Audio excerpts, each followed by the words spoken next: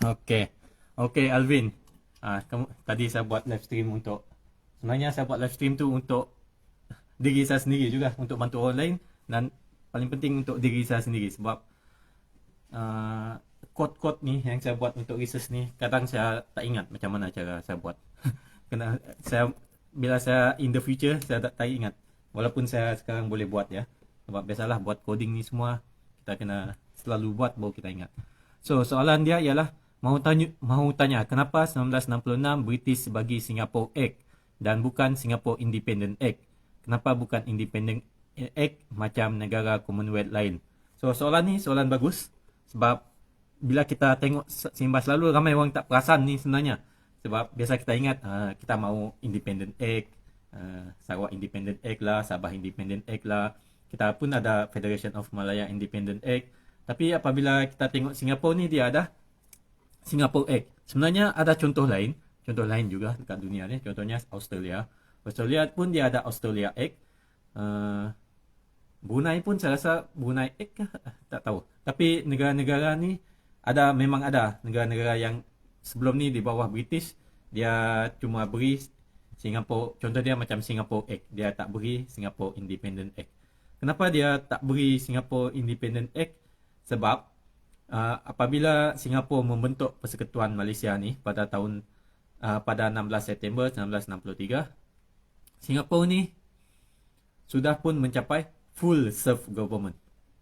Full self government. So negara-negara yang sudah mencapai full self government, maksudnya dia sudah berkerajaan sendiri dan lebih-lebih lagi Singapura ni kan dalam pembentukan Malaysia, dia berada di dalam persekutuan yang berdaulat, yang merdeka dan berdaulat iaitu Malaysia tu.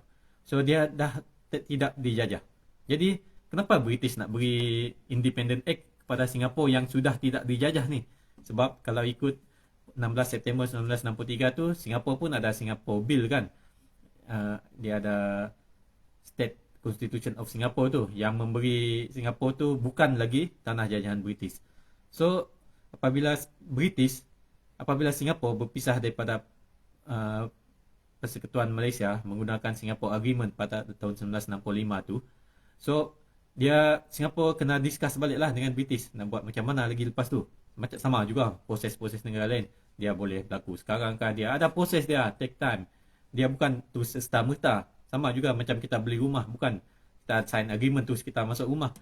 Kita ada masa tertentu baru boleh kita masuk rumah, dah bayar bil apa semua clear, baru kita boleh masuk rumah. Macam tu juga untuk Singapore Act ni, British kena bawa dia pergi House of Commons dulu, lepas tu bawa pergi House of Lords, luluskan. Ada proses dia panjang-panjang, proses perlembagaan tu yang semua kita kena tahu. Baru dia luluskan. Dia tak luluskan Singapore Independent Act, dia luluskan Singapore Act pada tahun 1966. Sangat cepat sebenarnya proses ni. Daripada 1965 tu sampai 1966 tu tak sampai setahun tu proses dia. Tu dah dikira cepat. Dia memberi Singapore Act kepada British. Singapore Act kepada British tu sebenarnya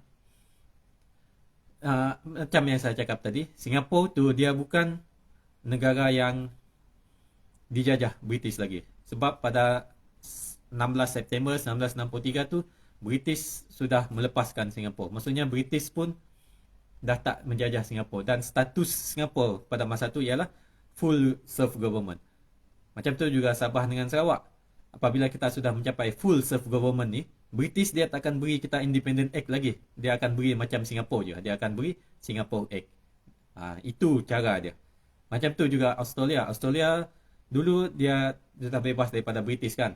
Apabila Australia ni menuntut ada akta daripada British ni supaya undang-undang tu selaras antara Australia dengan London tu.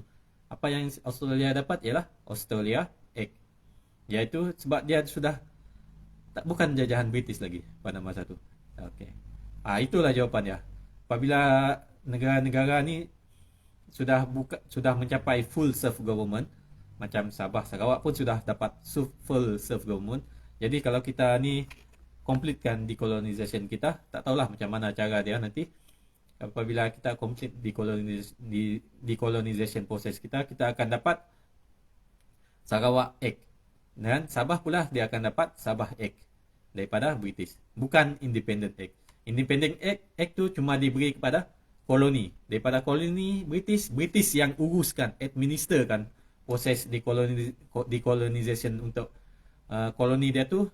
Dia masa tu lah dia beri Independent Act. Tapi Singapura bukan British yang uruskan decolonisation proses untuk Singapura tu. Singapura tu uruskan dia di dalam pembentukan Persekutuan Malaysia. Dia uruskan melalui Separation Agreement.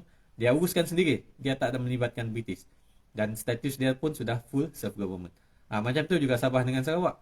Bukan British yang uruskan decolonisation proses Sabah dengan Sarawak sekarang. Kita sendiri yang uruskan dia. Apabila kita sendiri yang uruskan dia, kita takkan dapat Independent Act daripada British. British cuma beri Independent Act tu kepada negara yang dia yang urus kemerdekaan koloni dia tu. Tapi Sabah dengan Sarawak ni dia bukan uruskan. Sekarang lah. Dia pun tak ada kaitan lah. Dia takkan interfere internal issue dekat Sabah dengan Sarawak. Sebab Sabah dengan Sarawak ni pun sudah full self-government. Kita pun sudah ada state constitution kita sendiri. Pada tahun 16 September 1963 tu. Kita dah ada state constitution. Kita sudah mencapai full self-government. So, itulah jawapan dia. Ada dua sebab tadi kan. Satu, sebab Singapura sudah mencapai full self-government. Sebab tu British tidak beri Independent Act kepada Singapura. Dia beri Singapore Act. Yang kedua, bukan British yang urus kemerdekaan Singapura selepas pembentukan Malaysia tu. Yang urus kemerdekaan Singapura tu Singapura dengan Persekutuan Malaysia. Dia buat menerusi Separation Agreement. So, sebab bukan British yang beri yang uruskan kemerdekaan Singapura tu kan. Bukan dia yang uruskan selepas pembentukan Malaysia tu. Dia tak boleh lah terhegeh-hegeh nak cakap, saya beri independent dengan kamu. Malulah British. Dia tak adalah dia terhegeh-hegeh nak cakap dia claim beri Independent Act kepada Singapura.